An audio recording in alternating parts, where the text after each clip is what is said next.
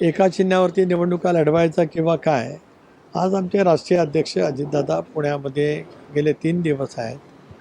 मुलाखती घेण्यापासून कोणाबरोबरती मित्रपक्ष म्हणून किंवा निवडणूक सोबत घेऊन, मित्रपक्ष नव्हे, निवडणूक कोणाबरोबरती घेऊन लढवायची या संदर्भातला ते निर्णय त्या ठिकाणी घेत आहेत.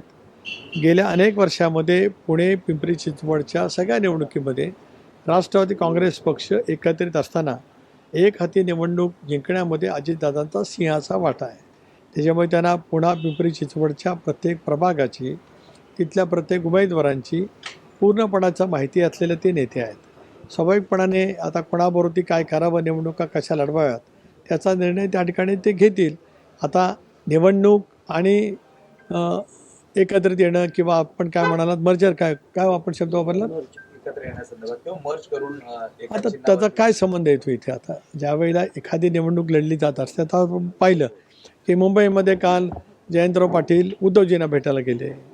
याचा अर्थ तर मविमधनं निवडणूक लढवण्यासाठी मुंबईमध्ये पवारसाहेब राष्ट्रवादी काँग्रेस पक्षाचा विचार त्या ठिकाणी स्पष्टपणे दिसतो आहे. अशा ज्या वेळेला वेगवेगळ्या ठिकाणी वेगवेगळी समीकरणं घडतात त्यावेळेला मग मर्जरचा विषय कुठे येतो.